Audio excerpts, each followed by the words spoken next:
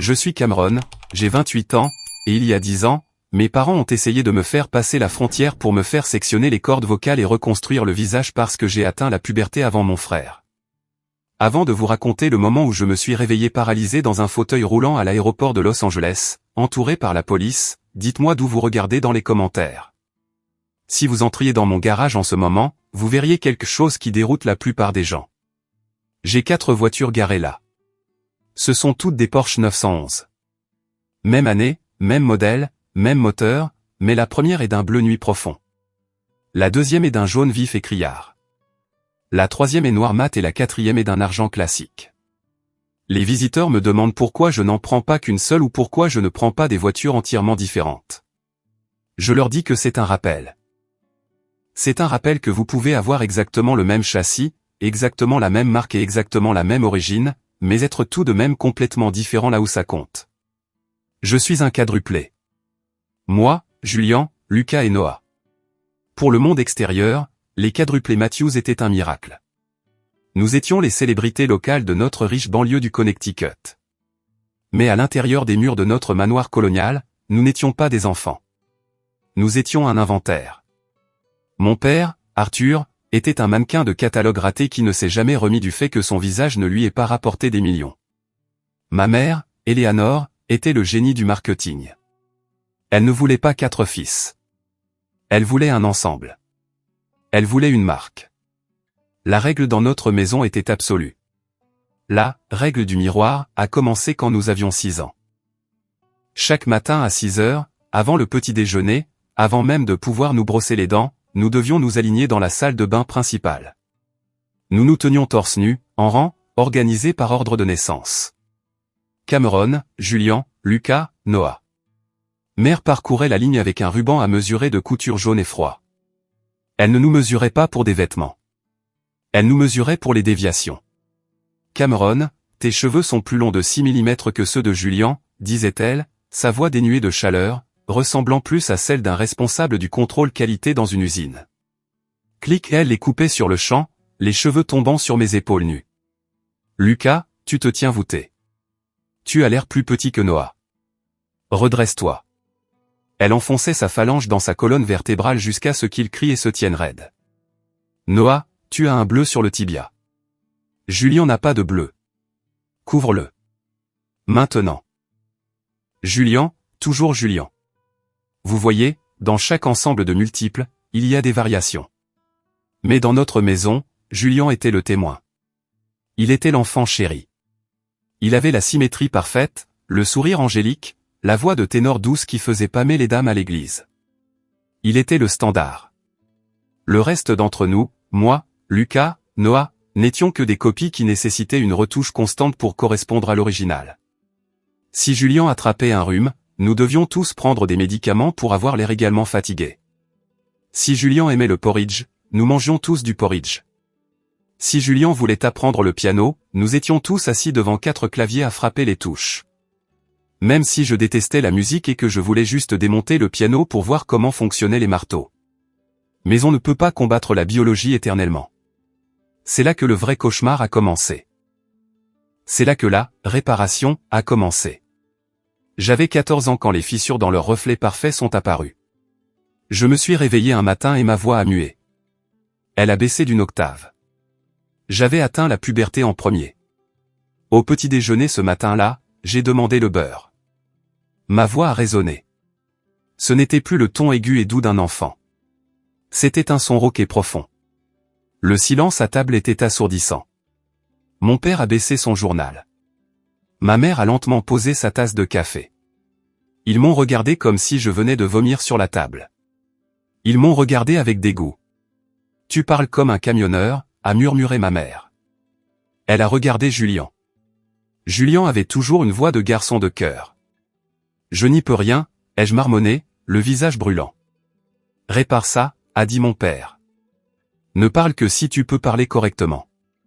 Pendant 3 mois, j'ai essayé de monter ma voix.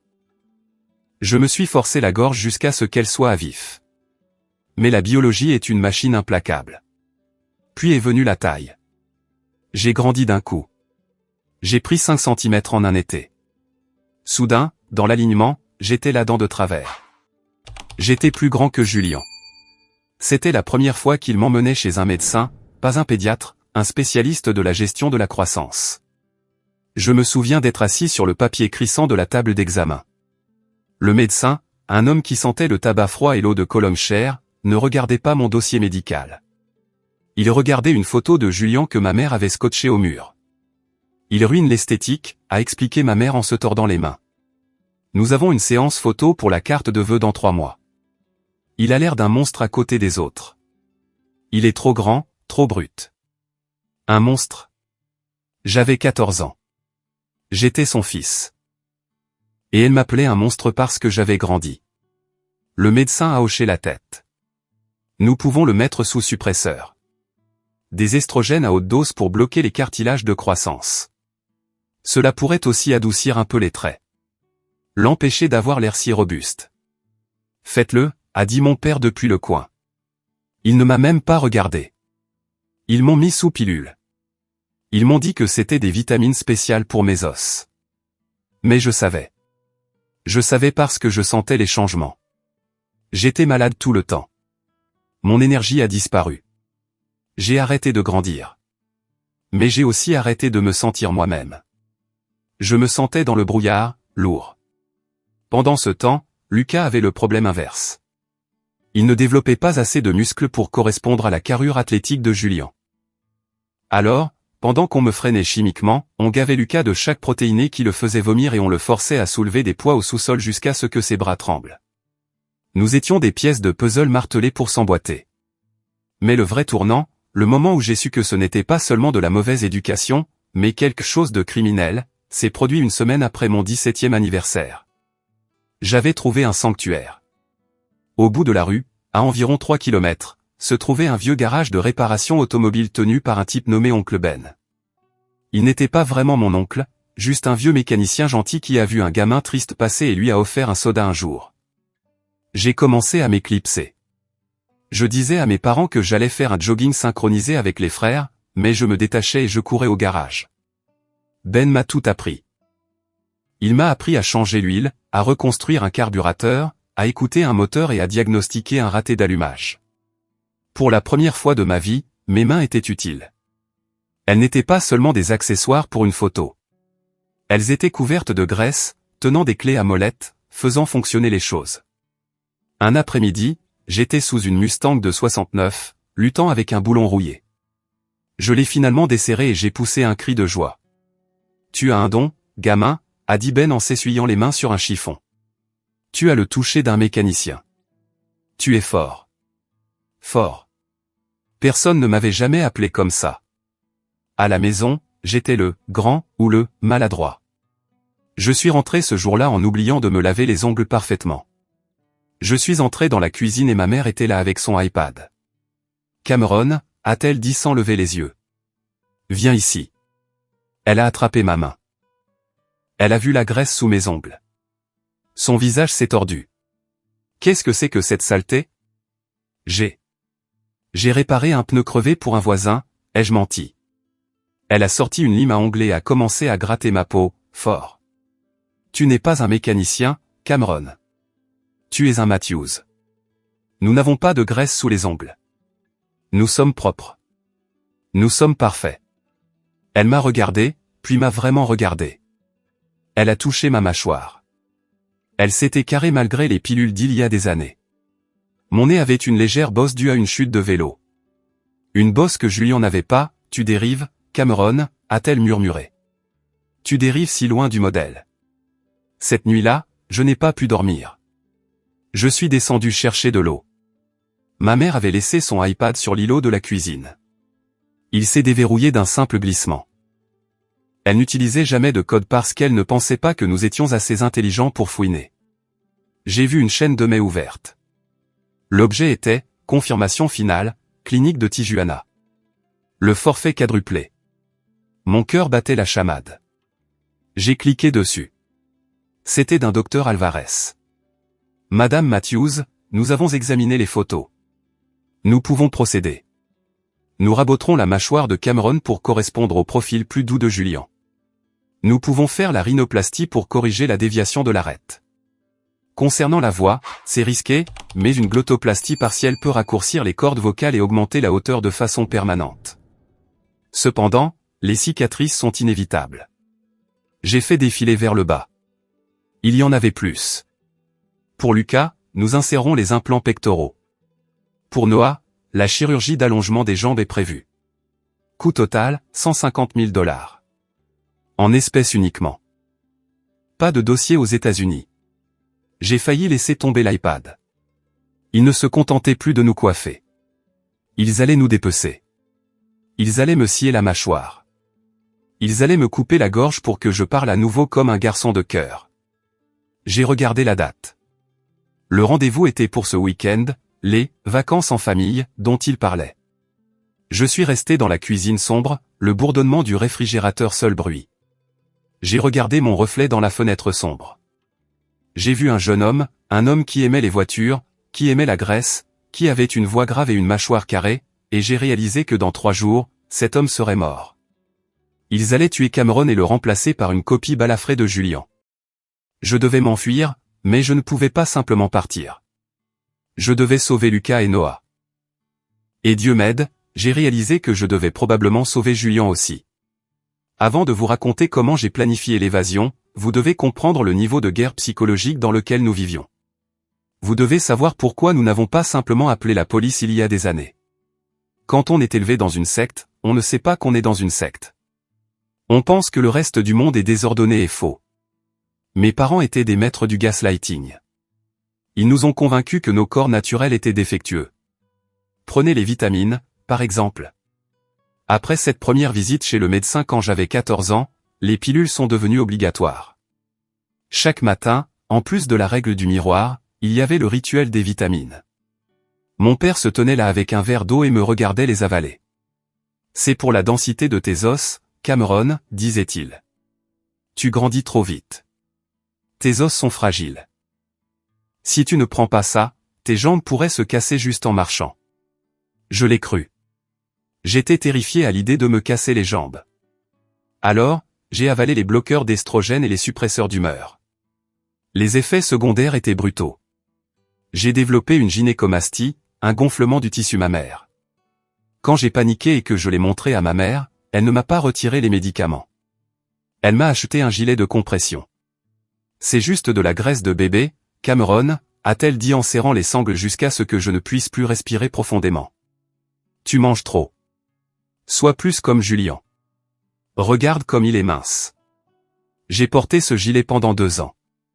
Dans les vestiaires de l'école, je me changeais dans une cabine de toilette parce que j'étais terrifié que quelqu'un le voie. J'étais terrifié qu'il voie que je n'étais pas un vrai garçon. Puis il y avait Lucas. Lucas était le gringalet. Il était naturellement plus petit, plus nerveux. Il voulait être écrivain. Il passait des heures à lire dans un coin, mais ça ne correspondait pas à la marque. La marque, c'était les garçons athlétiques américains. Alors, mon père a construit une salle de sport au sous-sol. Ce n'était pas un lieu de santé. C'était une chambre de torture. Je me souviens d'une nuit, environ 6 mois avant la découverte de Tijuana. Je me suis réveillé au son d'un sanglot grave et guttural venant du sous-sol. Je suis descendu les escaliers sur la pointe des pieds. L'air sentait la sueur rance et le fer. Mon père se tenait au-dessus de Lucas, qui était sur le banc de musculation. La barre était chargée d'un poids bien trop lourd pour un garçon de 16 ans de sa taille. Debout, a aboyé mon père. Julian a fait 10 répétitions. Tu n'en as fait que 6. Tu veux être le maillon faible? Tu veux ruiner l'ensemble? Les bras de Lucas tremblaient violemment. Son visage était violet. Papa, je ne peux pas. Mon épaule. Pousse. Lucas a poussé et puis. Pop. Le son ressemblait à une branche sèche qui se brise dans une serviette humide. Lucas a crié. La barre s'est écrasée sur sa poitrine. J'ai couru. Enlève-la. Ai-je crié en attrapant la barre. Mon père a juste regardé Lucas avec une froide déception. Il ne s'est pas précipité pour aider. Il m'a regardé lutter pour soulever le poids de la poitrine écrasée de mon frère. Quand nous avons finalement relevé Lucas, son bras gauche pendait, inutile. Son épaule était clairement déboîtée. Peut-être que le muscle était déchiré. Nous devons aller aux urgences, ai-je dit, la panique montant dans ma gorge. Pas d'hôpitaux, a dit mon père, sa voix calme. Ils poseront des questions. Ils penseront que nous le maltraitons. Tu veux que les services de protection de l'enfance viennent et vous emmènent? Tu veux être séparés? Tu veux ne plus jamais revoir Julien ou Noah? C'était leur atout maître. La menace de séparation. Ils savaient que nous nous aimions.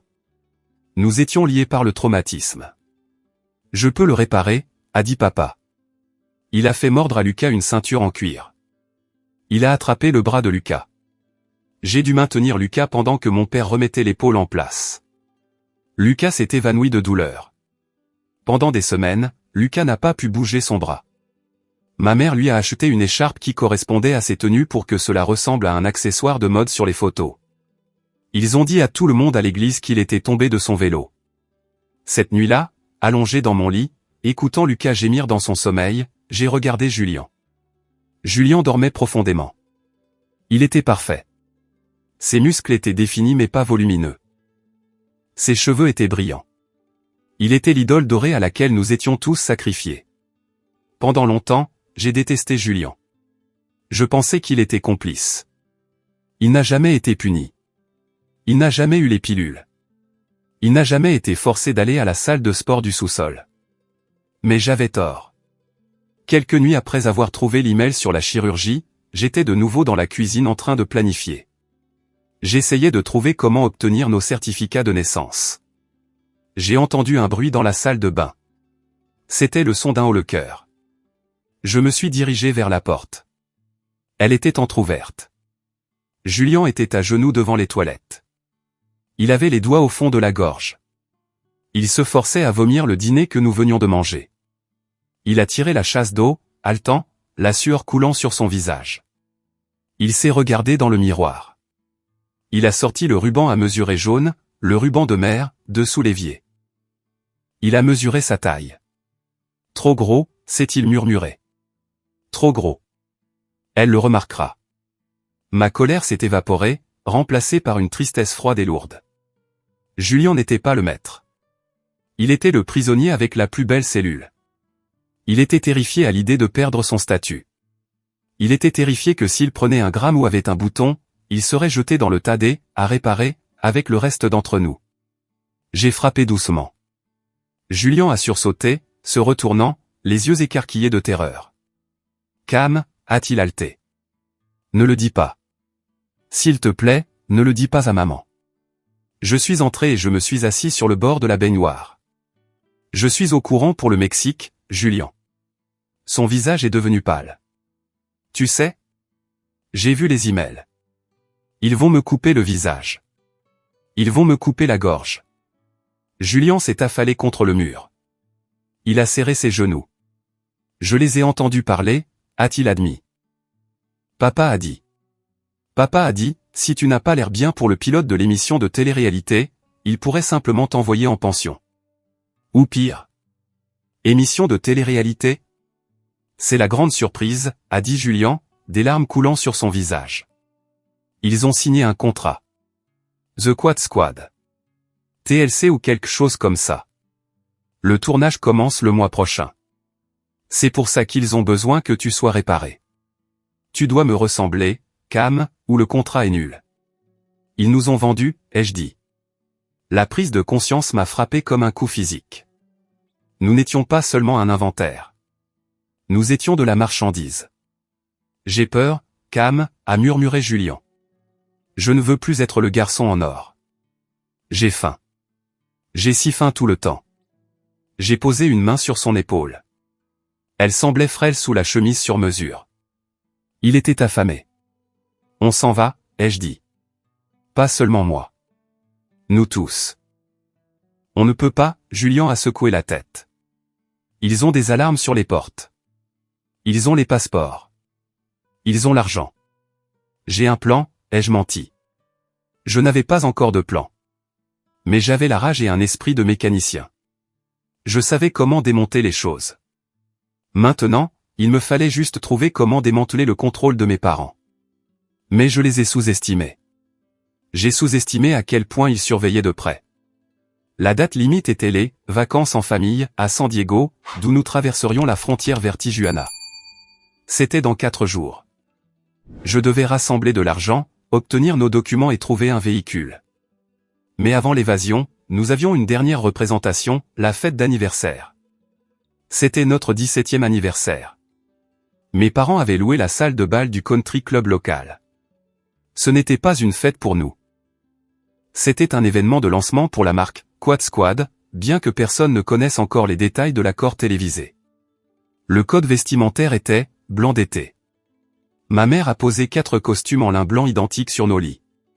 Pas un pli, nous a-t-elle prévenu. Le photographe de Vanity Fair pourrait être là. J'ai mis le costume. C'était comme une camisole de force. Je me suis regardé dans le miroir. J'ai vu Julien me regarder en retour, mais une version déformée et malheureuse. Nous sommes arrivés au club. Il y avait des centaines de personnes. Des gens que nous ne connaissions pas, des investisseurs, des producteurs, des arrivistes. On nous a placés sur une estrade comme des statues. Souriez, les garçons, a sifflé mon père entre ses dents, saluant un homme en blazer de velours. Sourire synchronisé. 3, 2, 1. Nous avons montré les dents que nous avions passé des milliers de dollars en orthodontie à perfectionner. La nuit s'est poursuivie. La chaleur dans la pièce était étouffante. Je sentais le col de ma chemise m'étrangler. J'ai vu Lucas se frotter son épaule douloureuse. L'humidité la faisait souffrir. Noah changeait de poids. Les talonnettes qu'on le forçait à porter pour correspondre à ma taille lui causaient des ampoules. Et puis j'ai vu oncle Ben. Il travaillait au service de voiturier à l'extérieur, mais il s'était faufilé au bord de la salle pour me faire un signe de la main. Il avait l'air déplacé dans sa combinaison de travail graisseuse, mais il m'a fait un pouce levé. Le voir, une personne réelle, une personne libre, a fait craquer quelque chose en moi. Je suis descendu de l'estrade. Cameron, retourne en formation, a murmuré ma mère agressivement. Je l'ai ignoré. Je me suis dirigé vers le buffet. Il était garni de caviar et de champagne. J'ai attrapé un mini-burger, quelque chose qu'il nous était interdit de manger à cause des glucides. J'en ai pris une bouchée. Puis, devant tout le monde, j'ai enlevé ma veste en lin blanc et je l'ai laissée tomber par terre. Un hoquet de surprise a traversé la pièce. J'ai déboutonné mes poignets et j'ai retroussé mes manches. Mes avant-bras étaient épais à force de travailler au garage. J'avais une cicatrice sur le bras gauche due à un tuyau d'échappement chaud. J'avais de la graisse incrustée dans mes cuticules que je n'avais pas réussi à enlever. Je suis resté là, mangeant un burger, les manches retroussées, révélant le monstre en dessous. Une femme au premier rang, une riche donatrice, a pointé du doigt. Oh, regardez celui-là. Il est robuste.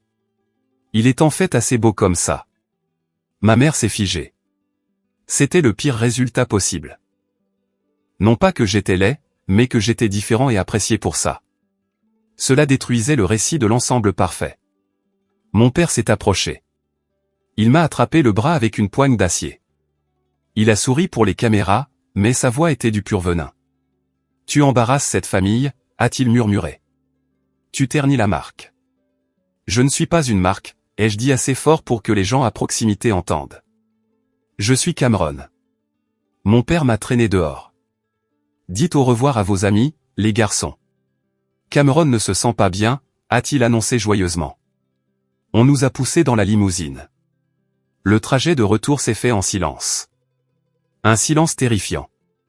Quand nous sommes rentrés à la maison, mon père n'a pas crié. Il était trop en colère pour crier. Il nous a tous emmenés à la salle de sport du sous-sol. Asseyez-vous, a-t-il ordonné. Moi, Julien, Lucas, Noah. Nous nous sommes assis sur les bancs de musculation. Tu veux être un individu, Cameron, a dit papa en faisant les 100 pas, tu veux te démarquer? Très bien. Mais dans cette maison, quand l'un échoue, tous paient. C'est la règle de l'unité. Il a sorti une tondeuse électrique. Puisque Cameron ne peut pas maintenir la coiffure, aucun de vous n'aura de cheveux. Mon estomac s'est noué. Non, ai-je dit en me levant. Fais-le à moi. Laisse-les tranquilles. Assieds-toi, a-t-il rugi en me repoussant. Il a commencé par Julien, l'enfant chéri. S'il te plaît, papa, a sangloté Julien. S'il te plaît, pas les cheveux. J'ai mon bal de promo le mois prochain. Mon père n'a pas hésité. BZZZ. Il a passé la tondeuse en plein milieu de la tête de Julien. D'épaisses mèches blondes sont tombées sur le sol en béton. Julien a fermé les yeux, des larmes coulant sur son visage, vibrant de sanglots silencieux. Il a rasé Julien à blanc, puis Lucas, puis Noah. Ils pleuraient tous. J'étais le dernier. Quand il est arrivé à moi, je n'ai pas pleuré. Je l'ai fixé dans le reflet du miroir de la salle de sport. J'ai mémorisé son visage.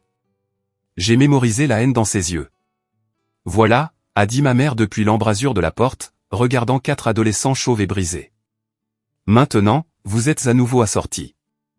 On achètera des perruques pour la séance photo et le docteur Alvarez réparera le reste au Mexique. Cette nuit-là, allongé dans mon lit, sentant l'air froid sur mon crâne, j'ai su que je ne pouvais pas attendre le moment parfait. Nous devions partir demain soir, la nuit avant le vol. Les gars, ai-je chuchoté dans l'obscurité de notre chambre partagée. Préparez un sac, petit, seulement l'essentiel. On part à 2 heures du matin demain. Où irons-nous, a demandé Noah, la voix tremblante. Chez oncle Ben, ai-je dit. Il a un camion.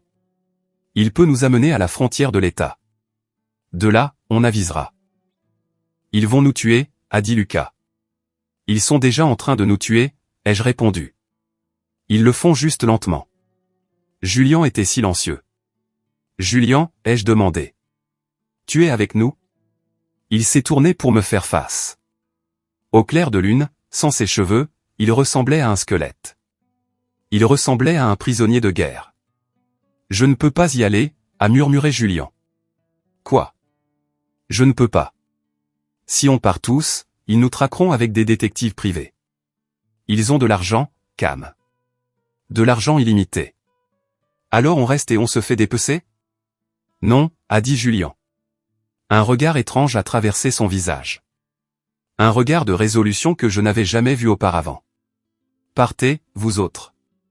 Je reste. Je les distrairai. Je leur dirai. Je leur dirai que je vous ai aidé à vous échapper parce que j'étais jaloux. Pas question, ai-je dit. C'est la seule façon, a insisté Julien. Je suis l'enfant chéri. Ils ne me feront pas aussi mal. Ils ont besoin de moi pour l'émission. Mais toi, Cam, si tu vas au Mexique, tu ne reviendras jamais. J'ai entendu maman au téléphone. Elle a demandé au médecin si la chirurgie vocale pouvait être accidentellement silencieuse si elle ne fonctionnait pas. Elle préférerait que tu sois muet plutôt qu'avec une voix grave.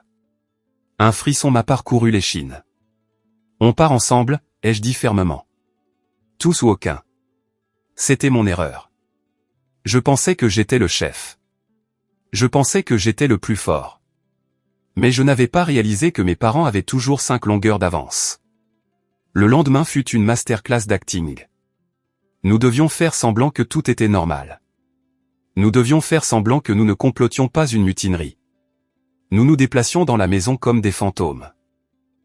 J'ai réussi à voler nos passeports dans le bureau de mon père pendant qu'il était en conférence téléphonique. Je les ai cachés dans la doublure de mon sac de sport. J'ai envoyé un texto à oncle Ben depuis un téléphone prépayé que j'avais acheté en espèces en réparant des voitures. Moi ce soir, 2 heures du matin. Au bout de l'allée. S'il te plaît, Ben. Je serai là, gamin. Avec le plein. Le dîner de ce soir-là était censé être une célébration. Bon voyage, l'a appelé ma mère. Elle a fait des lasagnes, un autre repas riche en glucides que nous n'avions habituellement pas le droit de manger. C'était comme le dernier repas d'un prisonnier. Nous étions assis à la longue table en acajou. Le lustre scintillait au-dessus de nous. Nos têtes chauves reflétaient la lumière. C'était grotesque. Je suis si fier de vous, les garçons, a dit ma mère en versant du cidre pétillant dans des flûtes en cristal. Ce voyage va être un nouveau départ, un nouveau commencement. Vous serez enfin les meilleures versions de vous-même. À la perfection, apportez un toast mon père. À la perfection, avons-nous marmonné. J'ai pris une bouchée de lasagne. Ça avait un goût de cendre. Je n'arrêtais pas de jeter un coup d'œil à l'horloge sur le mur. 19h, 7h à tenir. Cameron, tu ne bois pas ton lait, a noté mon père. Il a montré le grand verre de lait chaud devant moi. C'était un autre rituel. Constructeur d'os, l'appelait-il. Je n'ai pas soif, ai-je dit. Bois-le, a-t-il commandé. Tu as besoin du calcium pour la récupération de la semaine prochaine. J'ai regardé le lait. Il avait l'air normal, mais un instinct primitif dans mon cerveau criait « danger ». J'ai dit « je n'ai pas soif ». Mon père a frappé la table de sa main. Ne recommence pas, Cameron. Tu as perturbé la fête. Tu nous as humiliés. Tu vas boire ce fichu lait. J'ai regardé mes frères. Ils avaient tous bu le leur. Ils avaient l'air bien. Peut-être que j'étais paranoïaque. Peut-être que je devais juste me conformer une dernière fois pour garder la paix jusqu'à 2 heures du matin. J'ai pris le verre. Je l'ai bu d'une longue traite. Mon père a souri. C'était un sourire terrifiant. Il n'atteignait pas ses yeux. Bon garçon. 10 minutes plus tard, nous débarrassions la table. Je me suis penché pour ramasser une serviette que j'avais fait tomber. Quand je me suis relevé, la pièce a basculé. Le sol a semblé se précipiter vers moi. Ma vision s'est brouillée sur les bords. Ouah, a dit Lucas en s'agrippant au dossier d'une chaise. J'ai des vertiges. J'ai regardé Noah. Il vacillait. Non, ai-je chuchoté. Non, non, non. J'ai regardé mes parents. Ils étaient assis aux extrémités de la table, nous observant. Ils ne mangeaient pas. Ils ne buvaient pas. Ils se contentaient de regarder. Qu'est-ce que vous avez fait, ai-je bredouillé. Ma langue était épaisse, comme si elle était en coton. Le docteur Alvarez a suggéré un sédatif léger pour le voyage, a dit ma mère calmement en s'essuyant la bouche avec une serviette. Il a dit que c'est mieux si vous dormez pendant le vol. Ça réduit l'anxiété. On ne prend l'avion que demain, ai-je réussi à dire. Mes genoux ont fléchi. J'ai attrapé le bord de la table pour rester debout. Changement de plan, a dit mon père en se levant. Il a vérifié sa Rolex. Le charter privé part à minuit. Nous ne voulions pas que vous preniez froid aux pieds. Ou que vous tentiez quelque chose de stupide. Il s'est dirigé vers la grille de ventilation près du sol. Il a pointé une minuscule lumière rouge clignotante à l'intérieur. Tu pensais vraiment pouvoir cacher un sac dans la ventilation, Cameron, a-t-il demandé. Nous avons installé des caméras dans chaque pièce il y a 3 ans. Nous sommes au courant pour le téléphone prépayé. Nous sommes au courant pour le mécanicien. Nous savons tout. Mon cœur s'est brisé. Il m'avait regardé faire mon sac. Il m'avait regardé voler les passeports. Il m'avait laissé croire que j'avais une chance juste pour l'écraser. Espèce de monstre, ai-je râlé. J'ai essayé de me jeter sur lui. Je voulais le plaquer, mais mes jambes ne suivaient plus. Je me suis effondré sur le tapis perçant. Je ne pouvais pas bouger les bras. Je ne pouvais bouger que les yeux. J'ai vu Lucas s'effondrer sur le sol. Noah est tombé face contre la table, renversant un vase. Et puis j'ai vu Julian. Julian était toujours assis sur sa chaise. Il avait l'air étourdi, clignant des yeux, mais il ne tombait pas. Il s'agrippait à la table, me fixant. Julian, ai-je essayé d'appeler, mais c'est sorti comme un grognement. Aide-moi à les mettre dans la voiture, Julian, a dit mon père. Quoi? Mon père s'est approché de Julian. Tu as pris l'antidote que je t'ai donné. Bien. Tu es le responsable. Aide-moi à porter tes frères. La trahison a coupé plus profondément que n'importe quel couteau. Julian était complice. Julian avait un antidote. J'ai regardé, impuissant, paralysé, pendant que mon père et un chauffeur privé qui était apparu de la cuisine soulevaient mon corps inerte. Lourd, a grogné le chauffeur. Poids mort, a dit mon père. Ils m'ont porté jusqu'au garage. Ils m'ont jeté à l'arrière d'un grand SUV. Ils ont empilé Lucas et Noah à côté de moi comme du bois de chauffage. J'étais allongé là, la joue pressée contre le siège en cuir. Je pouvais voir Julian se diriger vers la voiture. Il marchait de manière instable. Il avait l'air pâle. Il est monté sur la banquette arrière, juste à côté de moi. Mon père a claqué le coffre. Aéroport. Entrée du tarmac. Ne vous arrêtez pour rien. Alors que le moteur rugissait, l'un des moteurs que j'aimais, maintenant le moteur de mon transport de prisonniers, j'ai senti une main sur la mienne. C'était Julian. Il s'est penché, mettant sa bouche juste à côté de mon oreille. Mes parents étaient à l'avant en train de parler du contrat, inconscient.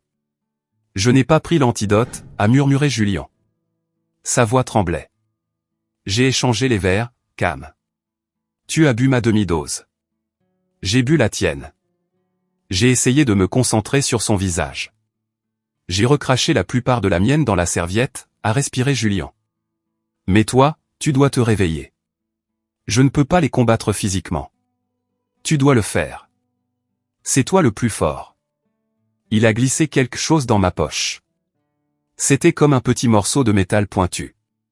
Réveille-toi, Cam, a-t-il sangloté doucement. S'il te plaît, réveille-toi avant qu'on monte dans cet avion. Puis les yeux de Julien se sont révulsés et il s'est affalé contre moi, inconscient.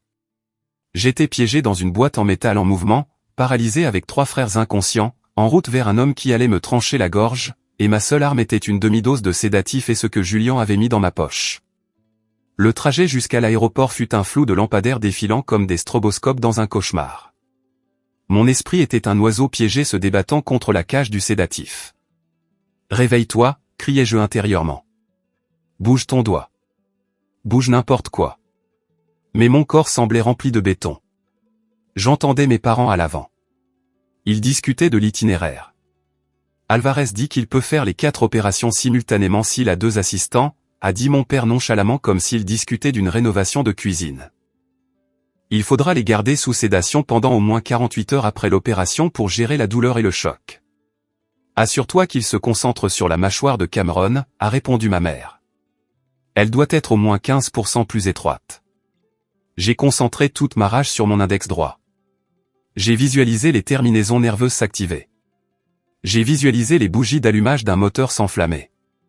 Bouge, bouge, bouge. Une secousse. Une minuscule secousse microscopique. C'était un début. La voiture a ralenti. Le changement de vibration m'a indiqué que nous avions quitté l'autoroute. Le tarmac était lisse. Le coffre s'est ouvert. L'air frais de la nuit s'est engouffré, sentant le kérosène. Prenez les fauteuils roulants, a ordonné mon père. J'ai senti des mains rudes m'agripper. J'ai été sorti, mou comme une poupée de chiffon, et jeté dans un fauteuil roulant. Ma tête a basculé sur le côté. J'ai vu un jet privé qui attendait à environ 50 mètres. Il ressemblait à un requin d'argent élégant. Ils ont chargé Lucas et Noah en premier. Ils étaient complètement inconscients. Puis Julien, puis moi. Mon père a poussé mon fauteuil. Il s'est penché près de mon oreille. Ne t'inquiète pas, mon fils. Quand tu te réveilleras, tu seras parfait. Nous nous déplacions vers l'avion. Le sifflement des turbines était assourdissant. C'était ça. Une fois dans cet avion, nous étions en territoire international. Nous étions partis. J'ai combattu la drogue avec tout ce que j'avais. L'adrénaline de la pure terreur commençait à brûler à travers le brouillard. J'ai senti l'objet que Julien avait mis dans ma poche. Il me rentrait dans la cuisse. Je me suis concentré sur la douleur. La douleur est bonne. La douleur vous réveille. J'ai réussi à faire glisser ma main de quelques millimètres le long de ma jambe. J'ai senti l'objet. C'était une petite clé, une clé à douille de 10 mm de ma boîte à outils. Julien a dû la subtiliser quand il a fait mon sac avant qu'il ne le trouve. Ce n'était pas une arme. C'était un outil, mais dans ma main, c'était une bouée de sauvetage. Nous avons atteint les marches de l'avion. Une hôtesse de l'air se tenait là, l'air inquiet. Ils ont l'air très fatigués, a-t-elle dit en regardant 4 garçons chauves et inconscients dans des fauteuils roulants. Un virus de la grippe, a menti ma mère sans effort. Nous les emmenons chez notre spécialiste à Cabo. Ils sont épuisés. Je vois, a dit l'hôtesse avec hésitation. Allons-y, a lancé mon père sèchement. Faites-les monter sur la rampe. Le chauffeur a commencé à pousser Lucas sur la rampe. Noah a suivi. Mon père a attrapé les poignées de mon fauteuil. Il m'a incliné en arrière pour faire passer les roues avant par-dessus le rebord de la rampe.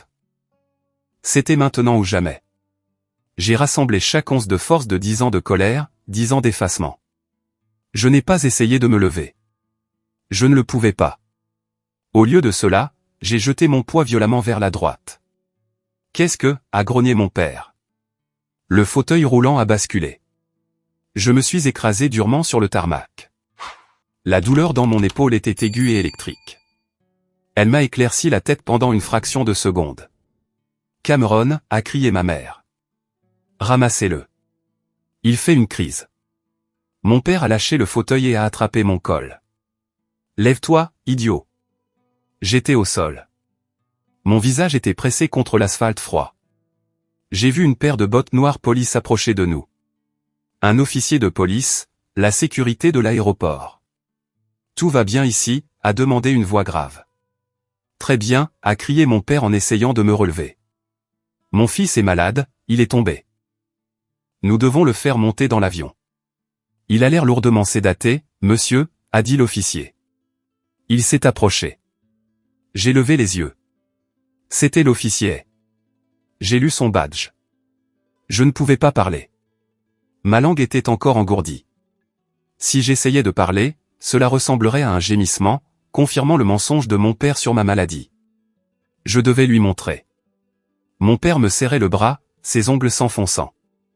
Officier, reculez. C'est une urgence médicale. J'ai serré la petite clé à douille dans ma paume moite. Je ne pouvais pas la brandir. Je n'avais pas l'effet de levier, mais j'avais la poigne du mécanicien, la poigne qu'oncle Ben louait. J'ai tendu la main gauche, celle que mon père ne tenait pas. J'ai attrapé la cheville de l'officier, et j'ai serré. J'ai serré avec le désespoir d'un homme qui se noie. J'ai enfoncé mes ongles dans son pantalon. L'officier a baissé les yeux. Je l'ai regardé dans les yeux. J'ai écarquillé les yeux autant que possible. J'ai secoué la tête d'une fraction de pouce. Non. Non. Non. Puis j'ai utilisé mon pouce pour enfoncer la clé à douille dans l'os de sa cheville, fort. Aïe.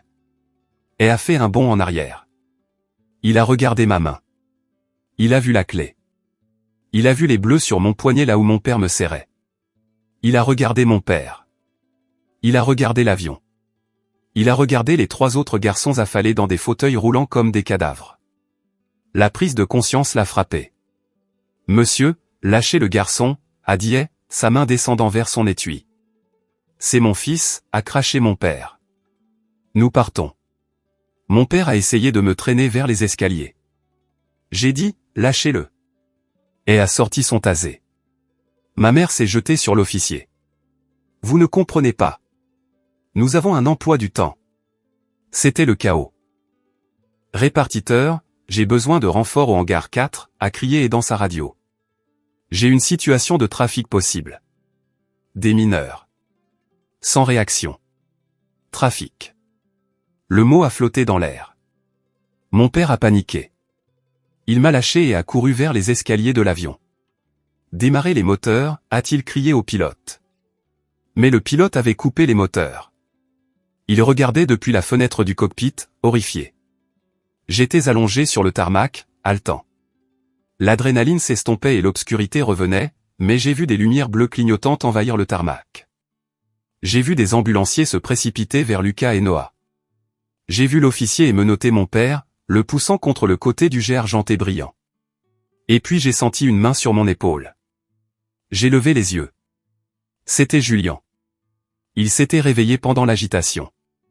Il était sorti de son fauteuil roulant et s'était traîné sur la rampe pour venir à moi. Il pleurait. Il m'a regardé, allongé, brisé, sur le sol. Tu l'as fait, Cam, a-t-il râlé, sa voix faible. Tu as brisé l'ensemble. J'ai essayé de sourire, mais mon visage ne fonctionnait pas. J'ai juste serré sa main. Alors que les ambulanciers me chargeaient sur une civière, j'ai regardé ma mère. Elle était emmenée menottée. Elle ne regardait pas mon père. Elle ne regardait pas la police. Elle me regardait. Et pour la première fois de ma vie, elle ne m'a pas regardé comme un projet à réparer. Elle m'a regardé avec une peur pure et sans mélange. Parce qu'elle savait. Elle savait que la copie venait de détruire le plan directeur original. Se réveiller à l'hôpital est généralement un cliché. Lumière blanche, machine qui bip, odeur d'antiseptique. Mais pour moi, me réveiller a été le premier moment de vraie liberté que j'ai jamais goûté. Je me suis réveillé environ 20 heures plus tard. J'avais l'impression que ma tête avait été fendue avec une hache. Une gueule de bois du sédatif et mon épaule me lançait à cause de la chute. J'ai cligné des yeux, mes yeux se sont ouverts. Je n'étais pas dans une chambre partagée. J'étais seul. La panique m'a envahi pendant une seconde. Où sont-ils? Puis une infirmière est entrée. Elle a souri, un sourire sincère, pas un sourire pour la caméra. Vous êtes réveillé, a-t-elle dit doucement. Vous êtes en sécurité, Cameron. Vous êtes au centre médical Saint-Jude. Mes frères, ai-je croassé. Ma voix était rauque, mais c'était ma voix, grave, non coupée. Ils sont dans les chambres voisines, m'a-t-elle assuré. Tout stable. Les niveaux de drogue diminuent. Nous avons trouvé les. Elle a hésité. Point les suppresseurs hormonaux dans votre système aussi. Nous les éliminons. Quelques heures plus tard, une femme en tailleur gris est entrée. Elle s'est présentée comme Margaret, une assistante sociale des services de protection de l'enfance. Derrière elle se trouvait un homme avec une mallette. Cameron, a dit Margaret en s'asseyant près de mon lit. J'ai besoin que vous soyez courageux encore un peu. Nous devons vous dire ce que nous avons trouvé. Elle a étalé les photos. Ils avaient perquisitionné la maison. Ils ont trouvé la salle de sport, les caméras, la serrure sur le réfrigérateur. Mais ce n'était pas le pire. L'homme à la mallette s'est avancé. Je suis l'inspecteur Vance. Cameron, nous avons trouvé un contrat dans le coffre-fort de votre père. Il a posé un document sur la table de lit. L'accord de la série de télé-réalité, The Quad Squad, saison 1. Vos parents l'ont signé il y a 3 mois, a expliqué Vance. Ils ont reçu une prime à la signature de 2 millions de dollars. Mais il y avait une clause. Il a tourné à la page 14. Clause 7b, continuité visuelle. Les 4 sujets doivent maintenir une uniformité visuelle. Toute déviation de taille, de poids ou de structure faciale dépassant 5% de variance constitue une rupture de contrat et entraîne la résiliation immédiate et le remboursement de la prime. Ils ont dépensé l'argent, a dit Vance d'un air sombre.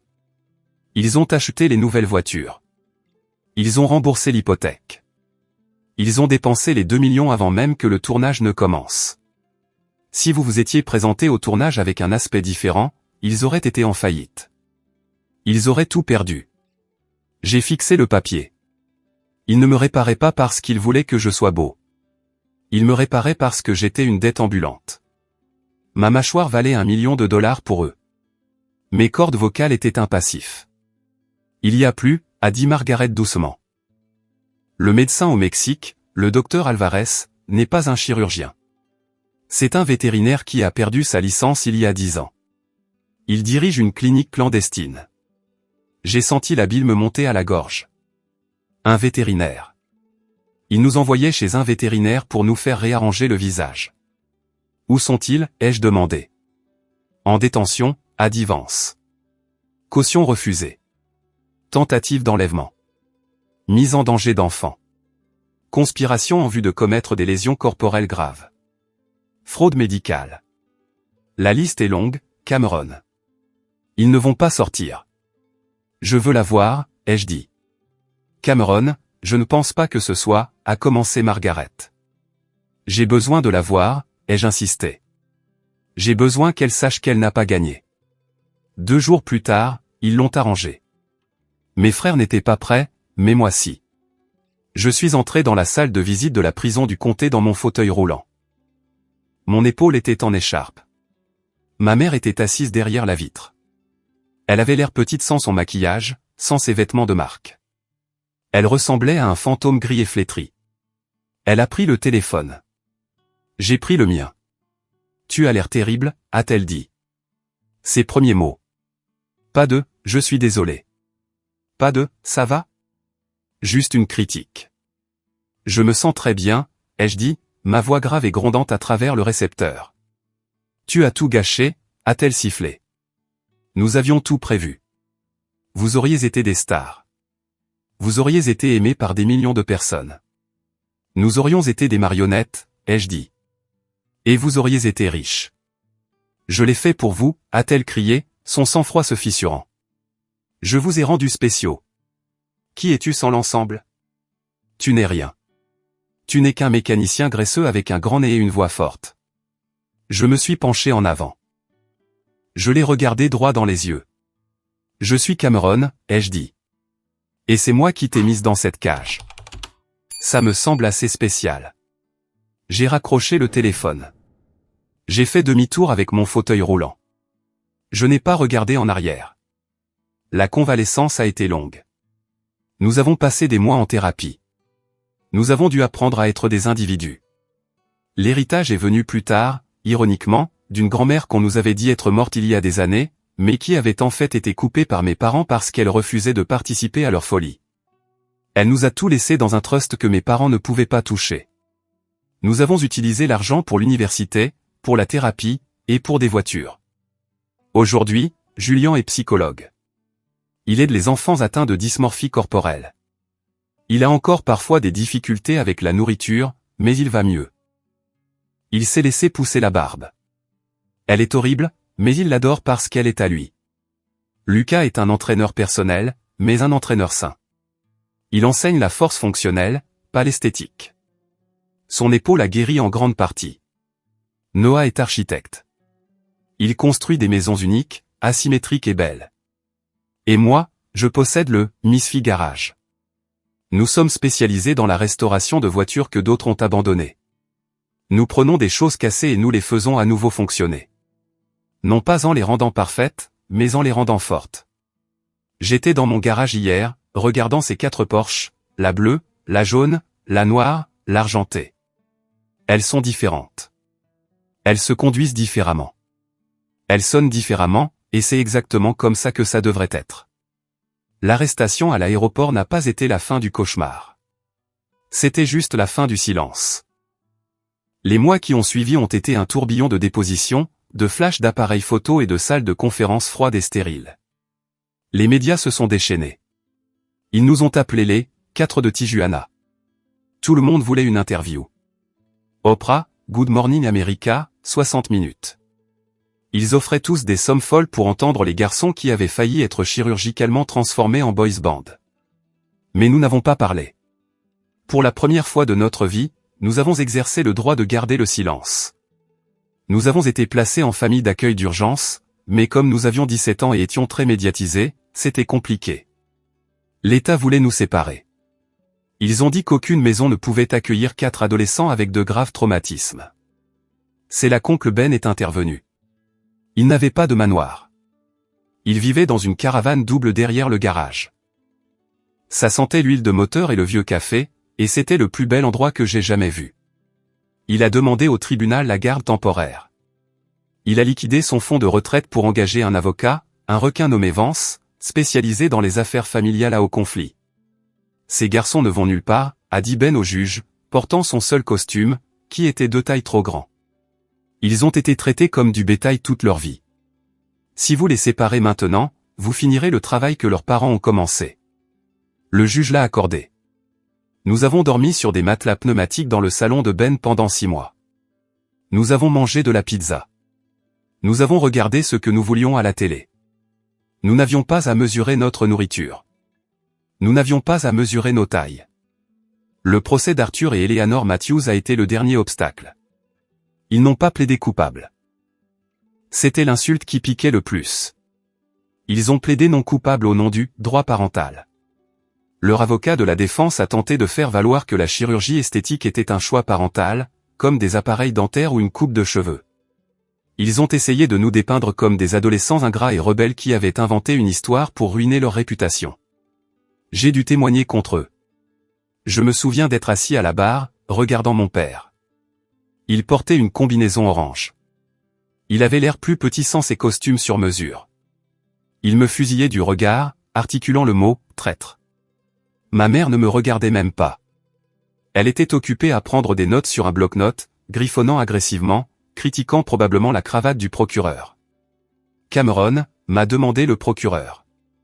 Avez-vous consenti à ces procédures? Non, ai-je dit. Vos parents vous ont-ils dit que vous aviez le choix? Mes parents m'ont dit que l'amour était conditionnel, ai-je répondu, la voix stable. Ils m'ont dit que si je ne correspondais pas au moule, j'étais un inventaire défectueux. Le jury n'a pas mis longtemps. Coupable sur tous les chefs d'accusation. Conspiration en vue de commettre des lésions corporelles graves, mise en danger d'enfants, fraude médicale et tentative d'enlèvement. Ils ont été condamnés à 25 ans chacun. Quand le marteau est tombé, je n'ai pas applaudi. J'ai juste expiré.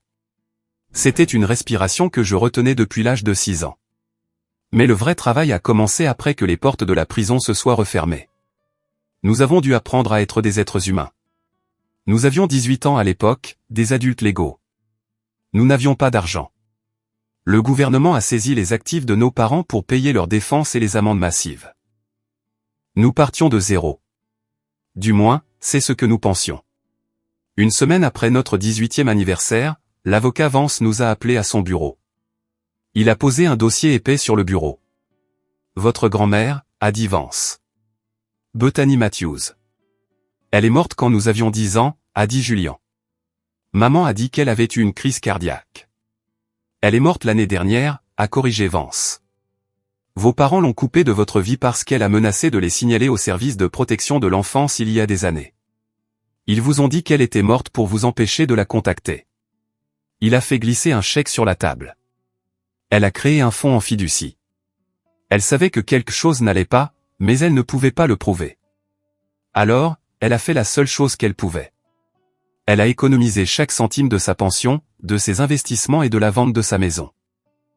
Elle a tout mis dans un fonds d'héritage protégé que vos parents ne pouvaient pas toucher. Il ne devait être libéré que lorsque le plus jeune d'entre vous aurait 18 ans. Ce n'était pas des millions, mais c'était suffisant. C'était un fonds pour les études. C'était un filet de sécurité. C'était un message d'outre-tombe que quelqu'un nous avait réellement aimés pour ce que nous étions. Nous avons pris des chemins séparés, non pas parce que nous ne nous aimions pas, mais parce que nous avions besoin de découvrir qui nous étions quand nous n'étions pas alignés. Julian a eu le plus de mal. Il avait été l'enfant chéri, celui qui était récompensé pour sa conformité. Sans la structure du contrôle de nos parents, il a un peu dérapé. Il a pris 22 kilos en 6 mois, mangeant tout ce qui lui avait été refusé. Il s'est laissé pousser une barbe qui couvrait la moitié de son visage. Il a disparu dans les livres, mais il a fait le travail. Il a utilisé sa part de l'héritage pour aller en faculté de médecine. Il voulait comprendre l'esprit humain, pour comprendre comment deux personnes pouvaient regarder leurs enfants et voir des objets. Lucas a pris son obsession pour la salle de sport et l'a retournée. Il a cessé de soulever pour le volume et a commencé à soulever pour la fonction. Il s'est mis à l'escalade, au yoga, des choses qui demandaient à un corps de bouger, pas seulement de poser. Il est devenu kinésithérapeute, aidant les gens à se remettre de blessures, réparant les choses qui étaient réellement cassées, contrairement à ce que notre père a essayé de lui faire. Noah a embrassé la symétrie. Il est allé à l'école d'architecture à Chicago. Il a conçu des bâtiments qui semblaient sur le point de tomber, des bâtiments aux arêtes vives et aux fenêtres dépareillées. Il a remporté des prix pour célébrer la beauté de l'imperfection.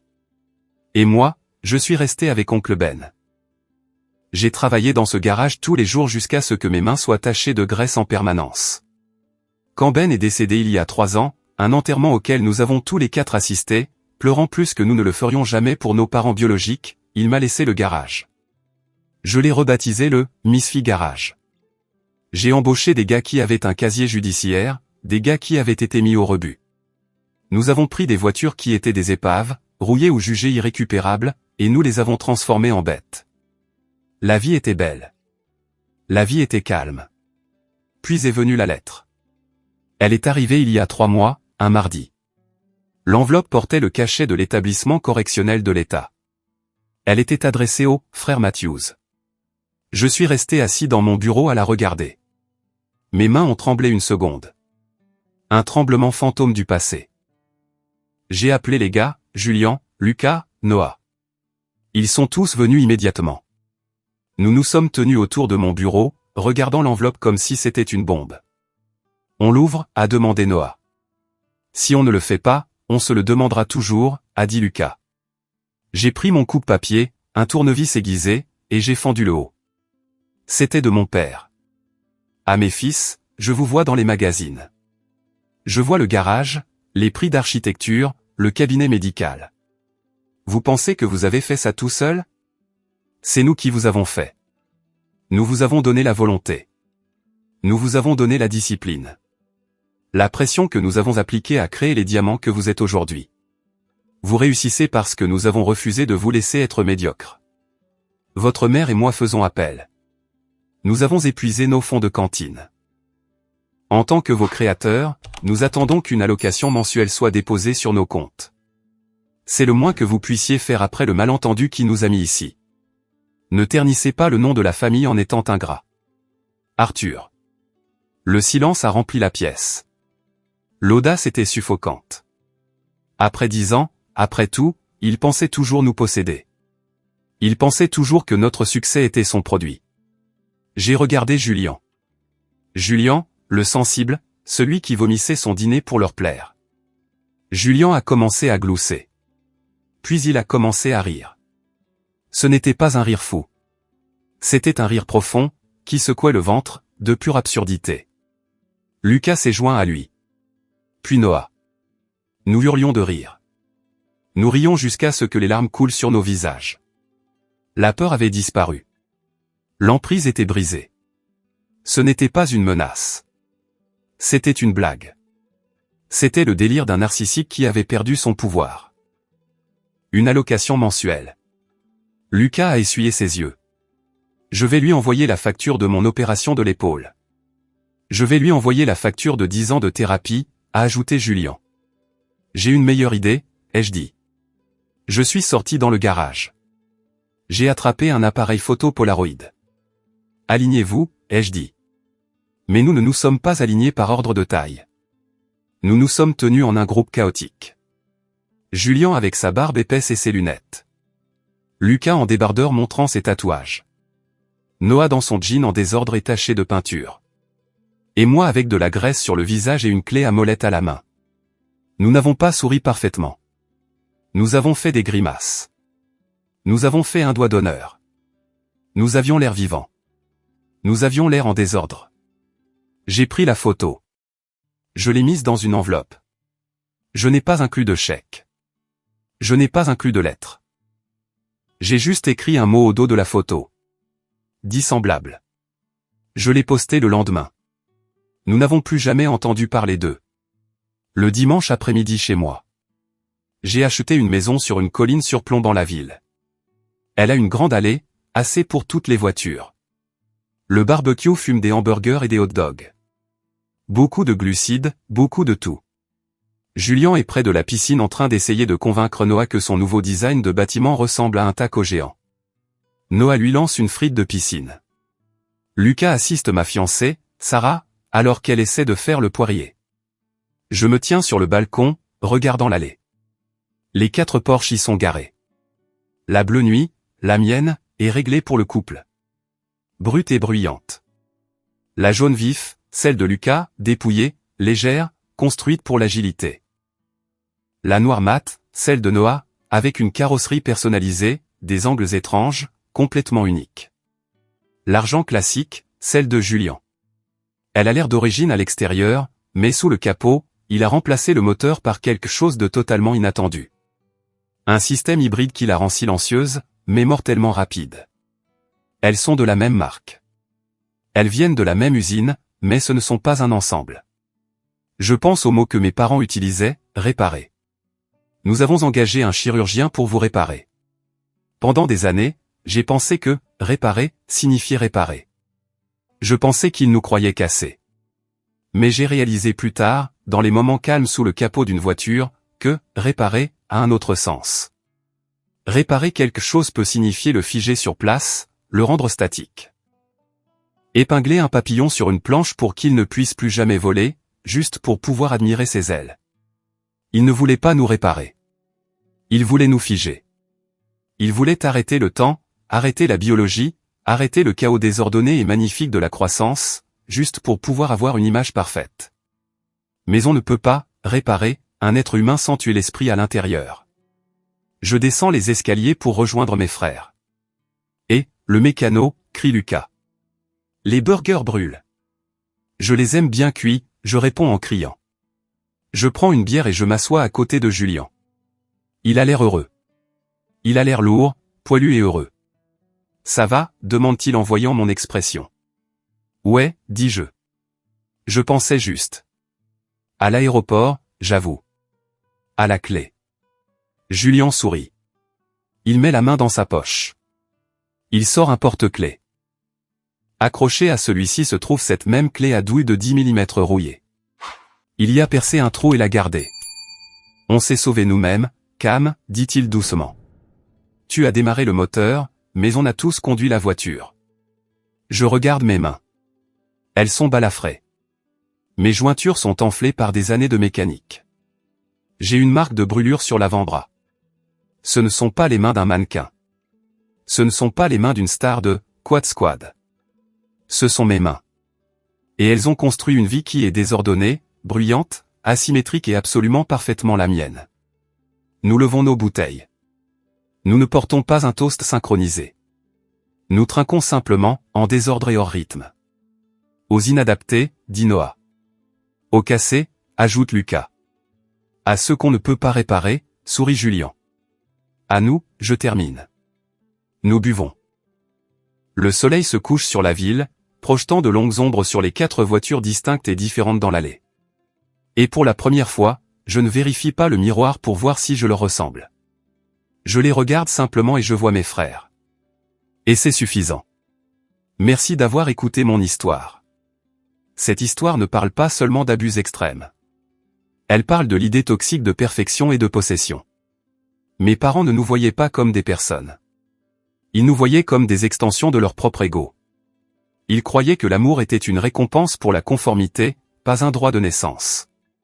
La plus grande leçon que j'ai apprise, et celle que je veux que vous reteniez aujourd'hui, c'est que vous ne devez votre identité à personne. Ni à vos parents, ni à votre société, ni à vos partenaires. Vos bizarreries, vos défauts, vos cicatrices et vos différences ne sont pas des défauts à corriger. Ce sont les choses mêmes qui vous rendent réel. Une copie parfaite n'a aucune valeur. C'est l'original unique, irrégulier, authentique qui est inestimable. Si vous êtes dans une situation où vous sentez que vous êtes en train d'être modifié pour correspondre au récit de quelqu'un d'autre, sachez que vous avez la force de vous en aller. Vous avez le droit d'être en désordre. Vous avez le droit d'être vous. N'oubliez pas d'aimer, de vous abonner et de partager ceci avec quiconque a besoin de l'entendre. Restez en sécurité, restez unique, et ne laissez jamais personne vous réparer.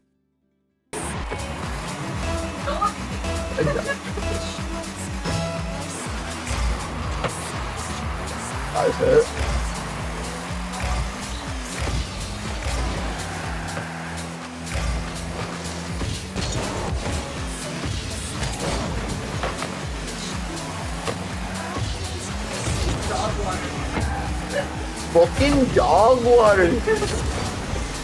Fuck. It's it. That's right. No, you're good. You're good. You're good.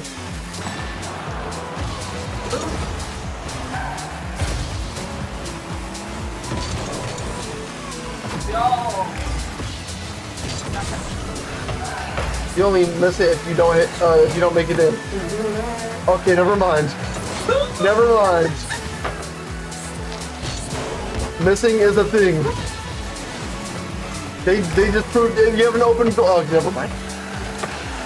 Oh, open goal for you. There you. You all just lied to me within like 30 seconds.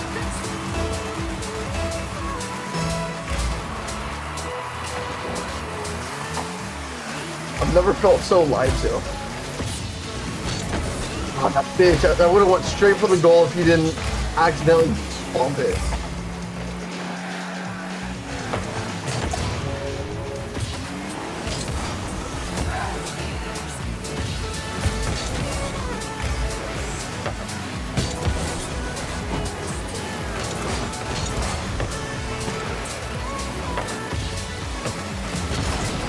Fuck.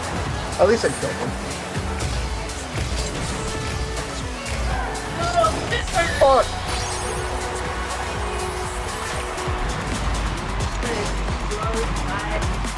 We're already doing better than Fritos.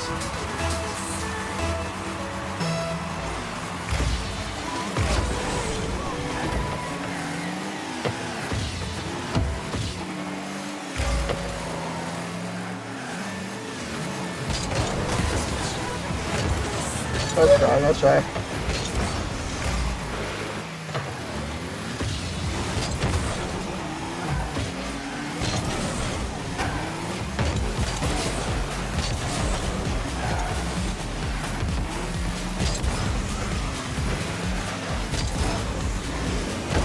Damn.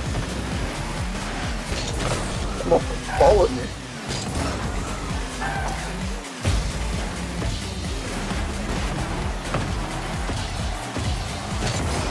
Good shit, good shit.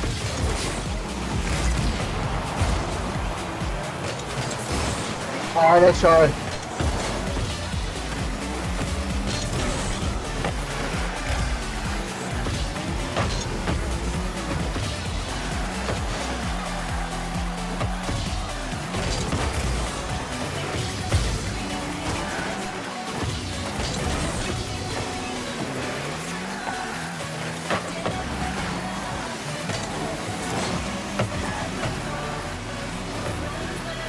You got this.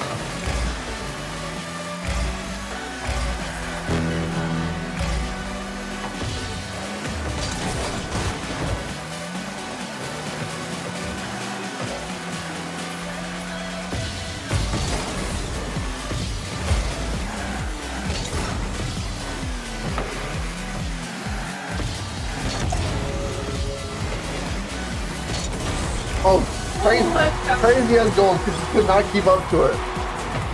If he tried to flip, he would have went right into it too. He was trying to position himself, but he couldn't because of how close he was.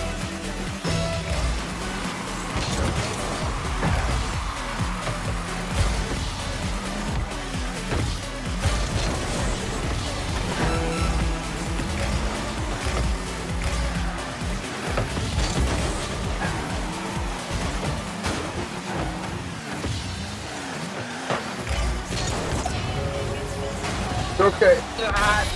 Let's go up.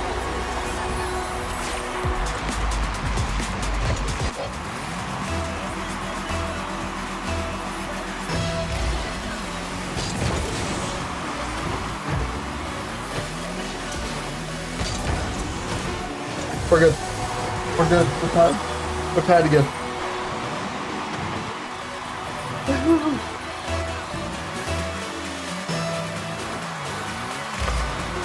Good hit, good hit.